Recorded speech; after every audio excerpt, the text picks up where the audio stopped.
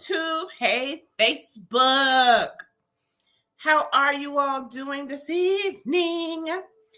If you all are on the Yomi Hardison page on Facebook, please jump over to Let's Grow with Yo-Yo. Let's Grow with Yo-Yo's page, please, so we can see your comments and things. How is everyone doing tonight? How are you all doing? I pray all is well. All is well. All right.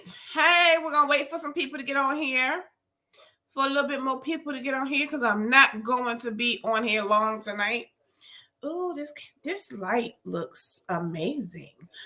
I got a new light for my birthday. And it makes my face look flawless. Oh, goodness. Anywho, how's everybody this evening? How is everybody this evening? We are doing our last episode of Poverty Mentality. Tonight is the last episode of Poverty Mentality. So we're not going to wait. We're going to get started. We got a couple of people on here. Hello. How is everyone doing? My glasses are dirty. Anyway, we're going to go ahead. We're going to do our Did You Know in Black History. Dorothy Lavina Brown, a.k.a. Dr. D, was born in Philadelphia in January 1919. Ooh. She moved to Troy, New York with her mother before being placed in the orphanage. Years later, her mother decided to reclaim her. And she ran away numerous times because she did not want to be with her mother. Dorothy enrolled herself into high school. Later graduated high school and attended Bennett College, and then later enrolled in Meharry Medical College. After graduating in 1948, she started her residency at Hubbard Hospital in surgery. Now, this is amazing because as a Black woman, a Black and a woman in surgery, she was the first woman in surgery. She became one of the top surgeons in America, African-American surgeon. And Brown also became the first Black woman on the Tennessee legislature. All right, that is your Did You Know in Black History. Y'all, does anybody need a dog? He usually lays down and don't bother nobody or walk around. Now he walking around here like a little soft puppy. Coogee, go sit down. A pain in the neck. Well, we are going to talk about this poverty mentality. The poverty mentality, as I stated before in the last 2 weeks, was the mentality that you are not going to get out the hood, won't save money, won't, because your mother or father were broke, I'm going to be broke. Anything that will keep you stuck where you are. That is the poverty mentality. Well, tonight I want to ask you, how do you think about money? What about money is your,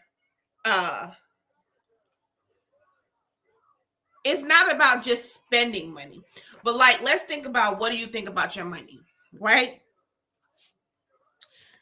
You can go and buy stuff with money. You can purchase things with money. You can do this with money. You can do that with money, right? However, why would you spend money that's not going to be beneficial to you in the long run? Yeah, you got this nice bag. You got these nice shoes. But anything that's taken that's a liability, clothes, shoes, purses, stuff like that, that's not bringing you wealth. That's not helping you grow. That's not helping you save for the future. You know, a lot of us want to retire one day, but do you have enough in your account to save for retirement? You can invest money like some people do. But sometimes the stock market returns between 8 to 12% on average, right?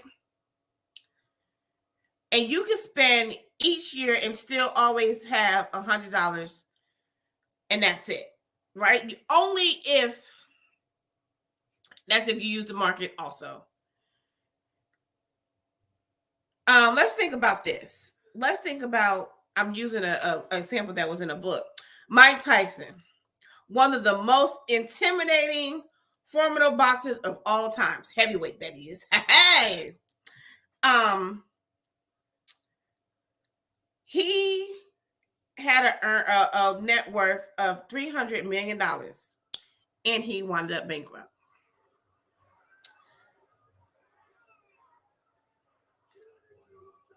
His lifestyle was like $400,000 a month. House, cars, going out partying, liquor, girls, whatever, right? And you know, some people come out the woodworks when you have money. I'm just using him as an example. But you know, when athletes and performers and stuff, they have to have lawyers, they have to have agents, they have to have this. So let's say you're worth 300 million. Your agent gets 5% of that. That takes you down to what? 295 million. Then your lawyers that you have to keep on retainer. That's another 5%.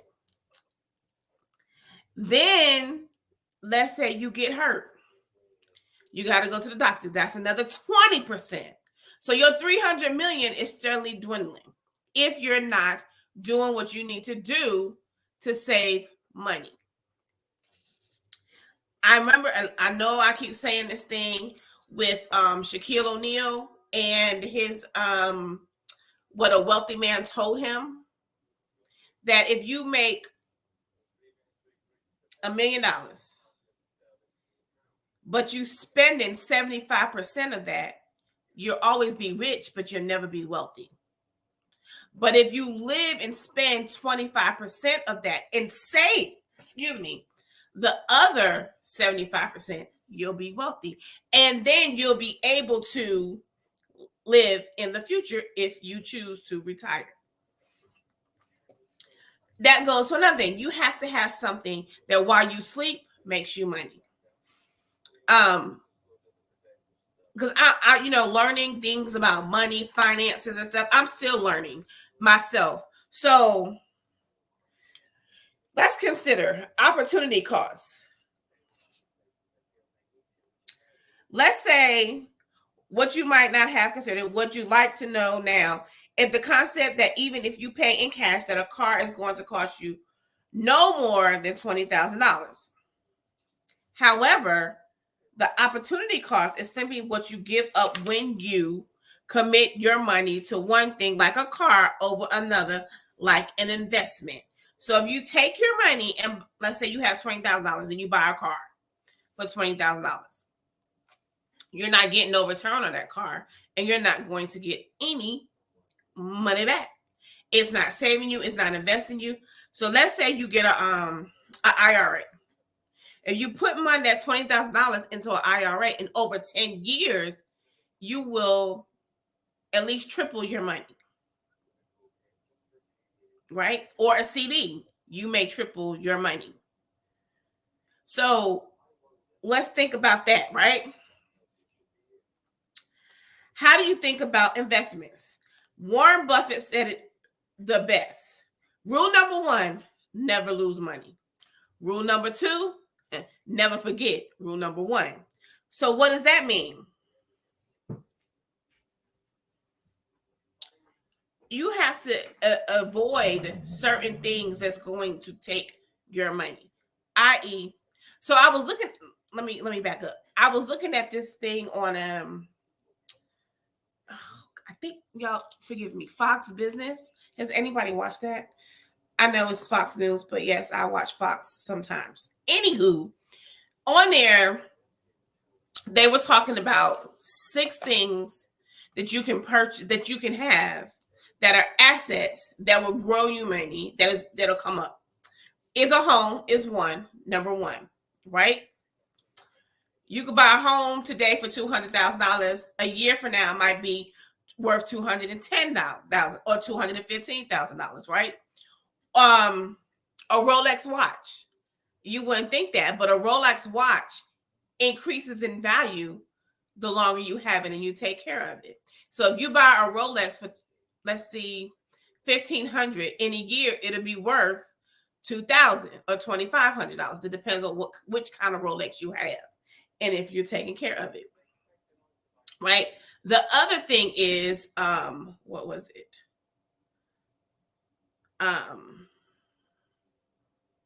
A Rolls Royce. Good luck, I think. You wouldn't think it that didn't depreciate. It went up in value because of the stock in Rolls Royces and Bentleys. Well, not Bentleys, but Rolls Royces. What was the other thing that went up? Oh, gold. Pure gold. Gold went up. So if you bought like a 24 karat gold necklace that's pure gold, nothing but gold, you might have bought it for, oh my God, I don't know what's going on. You might have bought it for, let's see, 2,000. In a year, it'll be worth 4,000 if it's 24 karat gold.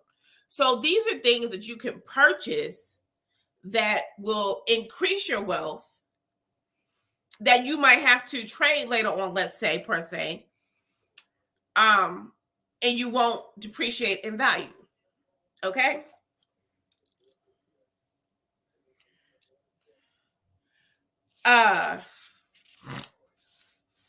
So you have to think about things like that when us little people down here. Now, a lot of people say go to the stock market, go to the stock market. The stock market fluctuates. It goes up and down, up and down.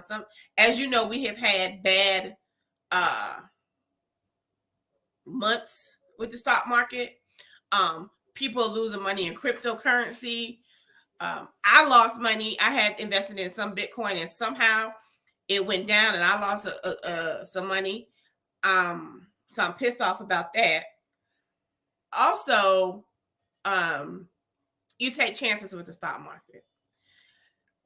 You can withdraw, trade, whatever you want to do with stock markets, but it doesn't mean you might be good for 2-3 years and then all of a sudden it goes down. Let's think about in 2008 when the stock market went down, housing was going, people was losing homes, things like that. Even now, your stock market is going down. It fluctuates. So you have to know what you're investing in, what you are looking at when it comes to investments. The best, from what I did my research, IRAs and CDs. They don't do bonds no more. Some banks do bonds, but not all banks do bonds. So that's another good investment, is a bond. If you choose to put your money somewhere and let it work for you. You could take, let's say you make the average person maybe $2,000 every 2 weeks. So that's $4,000 a month. Let's say you take $300, put it in a savings, right? You split it up. $150 into one savings and $150 into an IRA. Do not touch it. The IRA will increase. And so your savings, you're not going to get as much in your savings as you get in your IRA, but you will get it back in the long end because you're saving. And let me go ahead, and I have to use me as an example all the time. I have to pay for a fence that got knocked down by my brother. And I got the estimate of how much it's going to cost. The lady, when I talked to her and her husband, and I was like, well, look, I can't, because you can't just pick a piece of the fence and fix it. You got to fix the whole fence the way he knocked it. So to fix that fence the way that they had it cost about 10 grand. I don't have 10 grand saved up. I'm not even gonna lie. I had some, but she did a deal with me. She'll pay for half and I'll pay for half. I can do that. But guess what? That's my savings that I had. If I pull from my IRA, I am going to be penalized. And I don't want to pull from my IRA right now because I just started it. And I'm 48 years old and I didn't know what how money or investing or saving was so important for you in society today. I want people to be smart about their money. I want you to be smart about investing your funds. I want you to know that, listen, tithing, I know people don't want to talk about it. Tithing that's important. That is important for you to get money back. And I hate to say that, but you have to give in order to receive too at some point, right? I was reading a book called The Blessed Life. And when you read the book, the pastor was talking about how he would give stuff and God would give him greater than what he had. He had a car and God told him to give away the car. He was like, that's the only car we have. He wanted to give it away.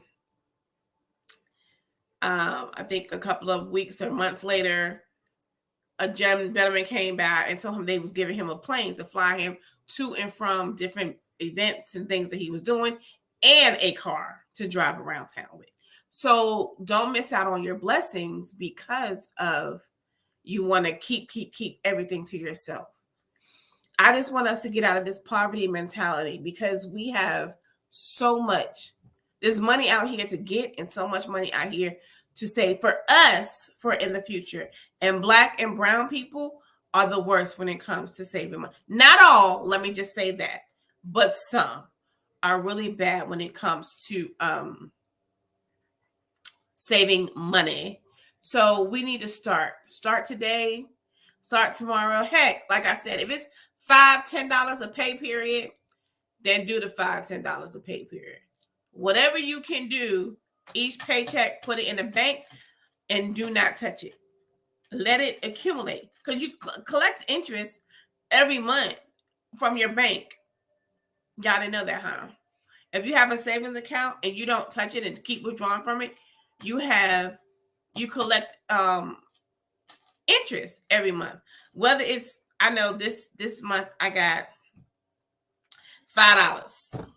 Well, heck, that's on top of the money I put in there, another $5 added to it. Boom. What about next month? I might get some more next month. I might get some more the month after that. But it keeps building. It keeps accumulating. It keeps growing, right? If you do things to your home to make it better, improve, you get a what's it called? An assessment. No, that's not what it is. Not inspection. Dang it, it's right on the tip of my tongue and I can't tell you what it is. Anyway, and they can tell you what the value of your home is today versus when you purchased your home. Or if you got your home this year, what is it going to be next year, right? You do things to improve so that if you sell it, you'll get more money. So, sorry, my voice is going out. My allergies are kicking my butt. But I wanted to come on here and vote these questions to you. How do you look at your money? How are you investing? And are you doing what you need to do to secure your future or your children's future? Let's think about wealth, not just having money in our pocket. Let's think about growing for our future. That's it for tonight, honey. I wasn't gonna be before you long. I'm exhausted. I am. And I have some more reading and stuff to do. I want you guys to know that I love you and I greatly appreciate you logging on, sticking it out with me, with Yo-Yo, with your girl. Next week, though, baby, I got something for y'all. Y'all just don't know it's gonna be off the chain. So please tune in. Tune in for next week's show. We are gonna be talking about sex. Yes, sex. That's what we're going to talk about. So I thank you all, and I pray that you all have a wonderful, wonderful evening. Everything comes up on the phone when you need it. Don't need it. I love you all, and think about your investments. Think about growing wealth, or at least securing the future for your children, that they will have some stability and get them out of this poverty mentality.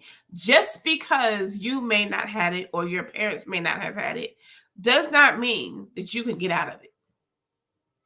You don't have to do sports or music to get out of that mentality.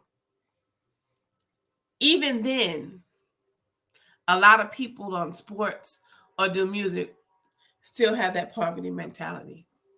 So remember, check your money, save, put $5, $10. If you can do $100 a paycheck, do that.